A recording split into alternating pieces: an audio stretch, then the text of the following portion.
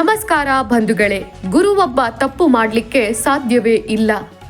ಈ ಪತ್ರಿಕೋದ್ಯಮದಲ್ಲಿ ಸುಮಾರು 25 ವರ್ಷದಿಂದ ಪ್ರಾಮಾಣಿಕವಾಗಿ ತೊಡಗಿಸಿಕೊಂಡು ಬಂದ ಈ ಒಬ್ಬ ವ್ಯಕ್ತಿಯ ಮೇಲೆ ಯಾರದ್ದೋ ಕುತಂತ್ರದ ಮೇರೆಗೆ ಈಗ ಆರೋಪ ಕೇಳಿ ಬರುತ್ತಿರುವುದು ನಿಜಕ್ಕೂ ದುಃಖದ ಸಂಗತಿ. ಬೈಂದೂರಿನ ಜನರ ಸಬಲೀಕರಣಕ್ಕಾಗಿ ಸದಾ ದುಡಿದ ಒಬ್ಬ ವ್ಯಕ್ತಿ, ಗಾಂಧಿ ಮೈದಾನವನ್ನ ಉಳಿಸಿಕೊಳ್ಳುವಲ್ಲಿ ಹರಸಾಹಸ ಪಟ್ಟ ಒಬ್ಬ ವ್ಯಕ್ತಿ, ಪಕ್ಷಪಾತವಿಲ್ಲದೆ ಸದಾ ಅನ್ಯಾಯವನ್ನು ಎದುರಿಸಿ ಬರೆದ ಒಬ್ಬ ಉತ್ತಮ ಪತ್ರಕರ್ತನಿಗೆ ಬಂದ ಆಪತ್ತೆಂದರೆ ಅದು ಸತ್ಯಕ್ಕೆ ಬಂದ ಆಪತ್ತು.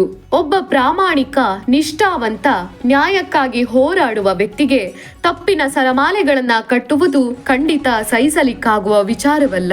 ಸರ್, ನೀವೇನು, ನಿಮ್ಮ ವ್ಯಕ್ತಿತ್ವವೇನು ಎಂಬುದು ನಮಗೆ ಚೆನ್ನಾಗಿ ಗೊತ್ತು. ಅದೆಷ್ಟು ಹುನ್ನಾರಗಳು ನಿಮ್ಮ ವಿರುದ್ಧ ನಡೆದರೂ ನಾವು, ಅಂದರೆ ಇಡೀ ಬೈಂದೂರಿನ ಜನ ನಿಮ್ಮ ಜೊತೆ ನಿಲ್ಲುತ್ತೇವೆ ಮತ್ತು ಸದಾ ಬೈಂದೂರಿನ ಏಳಿಗೆ ಬಯಸಿದ ನೀವು ಯಾವುದೇ ತಪ್ಪನ್ನು ಮಾಡಿರುವುದಿಲ್ಲ ಎಂದು ನಾವು ನಂಬಿರುತ್ತೇವೆ. ಸಮಯವೇ ಎಲ್ಲದಕ್ಕೂ ಉತ್ತರವನ್ನ ಕೊಡುತ್ತದೆ. ಸ್ವಲ್ಪ ತಡವಾದರೂ ಸತ್ಯ ಗೆದ್ದೇ ಗೆಲ್ಲುತ್ತದೆ.